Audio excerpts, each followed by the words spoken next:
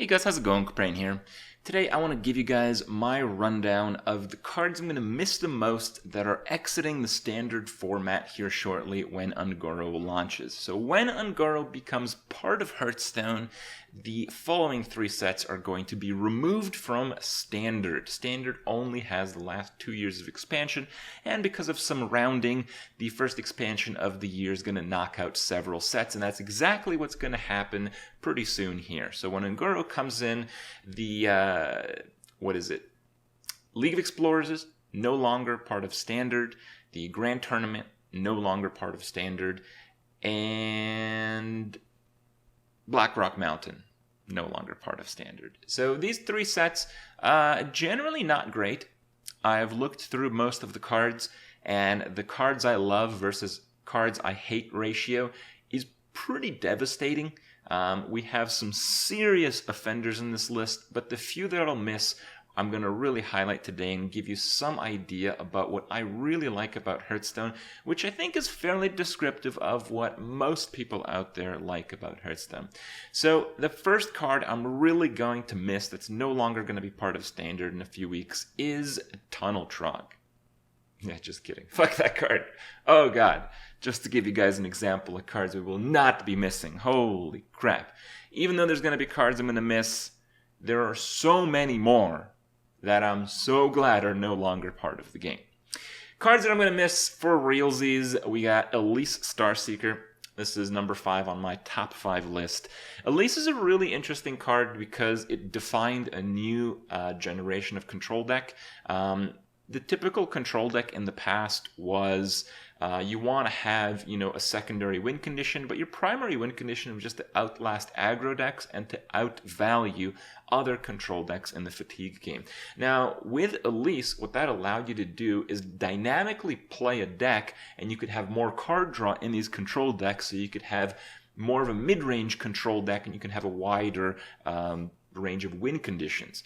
The way that would work is if you had a ton of card draw, you could just use your ton of card draw to get through and get the monkey out of your deck as fast as possible and turn all those into legendaries. Now, if you didn't have that much card draw, you could just save those pieces of card draw and convert them into actual useful cards when you were in one of those really grindy fatigue games. Now, Jade Druid kind of eliminated control decks and the fatigue game altogether, but nonetheless, if Jade Druid didn't exist, I think this might actually be my most missed card because of what it's capable of doing. The other card I kind of miss and might surprise some of you. This is not a joke. I am going to miss Emperor Tharson. I thought about leaving this card off the list, but Emperor is a really important card. Yes, he enables some of the craziest combos we've ever seen, and combo decks are really good, but just having a deck full of draw and 7 combo pieces and you win the game when they all come together and get a discount, that's kind of all the same deck, even though it has cool interactions in some cases. I get it. I really get it. I love those decks. I know.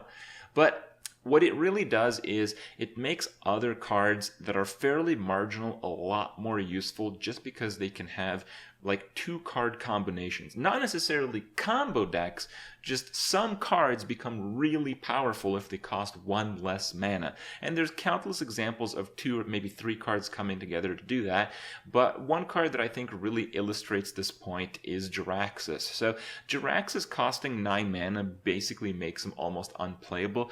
But, almost every time you have Jaraxxus, you also put Emperor Tharson in those decks. And in the usual high tempo game you have to play, what you do is you get an Emperor take on your Jaraxxus if your opponent has a bad turn, or if you have a pretty good board from the previous turn. It gives you an opportunity to play Jaraxxus and use the hero power, and doing that makes the entire difference of the card Jaraxxus, that is, being pretty weak / mediocre to basically a staple in control warlock decks. So that's what Emperor does, and it just kind of shapes the game in so many different big ways that his absence will really have a big effect. And I have Justicar Trueheart. The reason why Justicar was really important is it by itself gave you a way to outlast the aggro decks. So let's say you're playing against like Hunter and you're like a priest or a warrior. You're healing for 2 every turn. They're dealing 2 damage to you every turn. But there's so many more cards with charge or spells that do direct damage or weapons or all that kind of crap. Then you have reactive heals to counterbalance that. Now, you guys might not be aware of that because recently most of these decks actually just included Reno Jackson, and just bumping up like 25 health made all the difference. But outside of that card, there really isn't too much, and honestly, I don't really like Reno decks. The inconsistency, the fact that the aggro player against you has like no strategy whatsoever, his strategy is to not play around anything, that just kind of takes away from the game a lot in my opinion. But Justicar adds a lot on the same kind of notion. It gives you the power to outlast aggro decks as a control deck, and I haven't seen too much in the Un'Goro expansion that does exactly that. The next card I want to highlight that I'm really going to miss is Elemental Destruction. I think Elemental Destruction is one of the best board clear cards ever designed. I think it's one of the few board clear cards that I think was like almost never used in not only aggro decks, but almost never used in mid-range decks. You know, we had a board clear.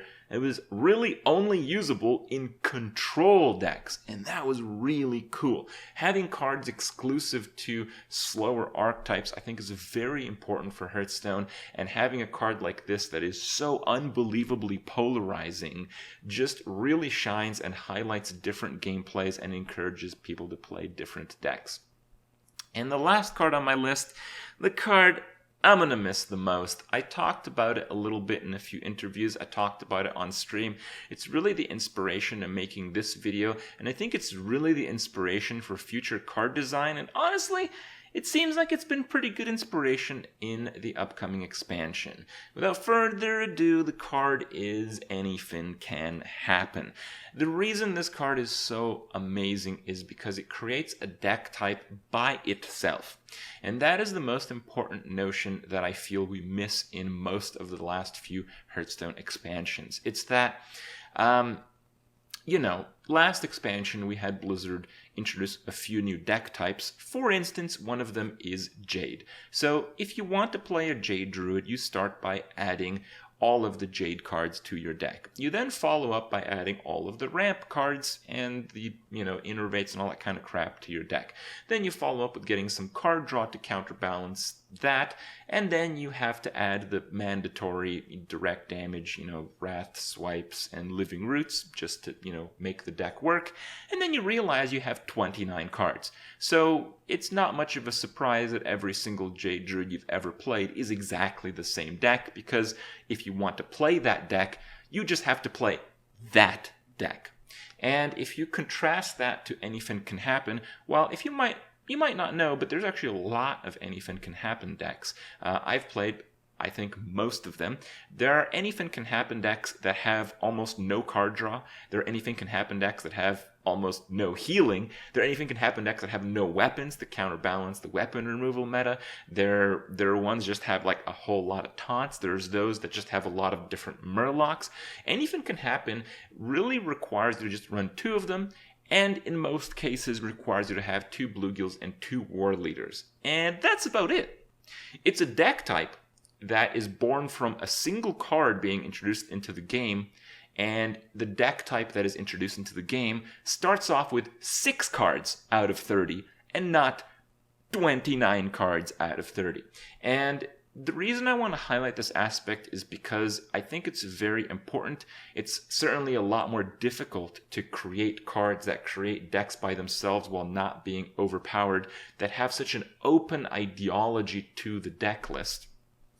But at the same time, I think that's what's necessary in the game.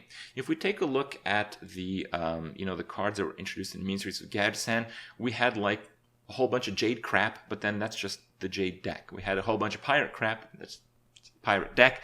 We had a lot of pretty good cards that were kind of around the Reno deck type, and then we had Reno decks.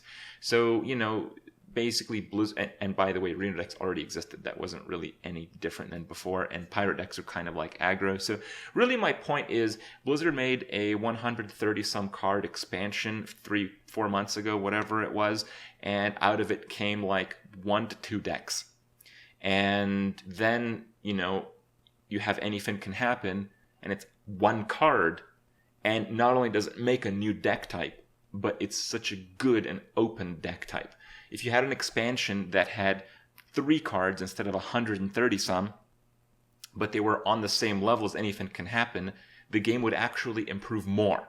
So that's how special some of these cards are, and that's why it's so important to highlight them. Now, come to the next expansion, Journey to Un'Goro. Seems like they realized this a little bit, but I want to reinforce this and hopefully solidify this opinion in the community that this is what's important. The new quest cards seem to do that. My only issue with them is that they are, in most cases, certainly not in every case, a little bit too direct. So, you know, when you consider a card like the Priest Quest to play a bunch of Death Rattle minions, well, you're going to play just the most powerful Death Rattle minions, and everybody's going to know what those are. You have to play N'Zoth, and you have to play typical priest removal stuff. So, yes, 1 card develops a whole new deck type, which is a good goal, but it's still not as beautiful as when Anything Can Happen came into the game. And that's why it's number 1 on my list of cards that I'll miss. But we'll have to see. Lots of cards have yet to be revealed from the upcoming expansion. And so far, with this in mind, I think we should be optimistic. Hope you guys have enjoyed my review, and I'll see you guys in a little bit.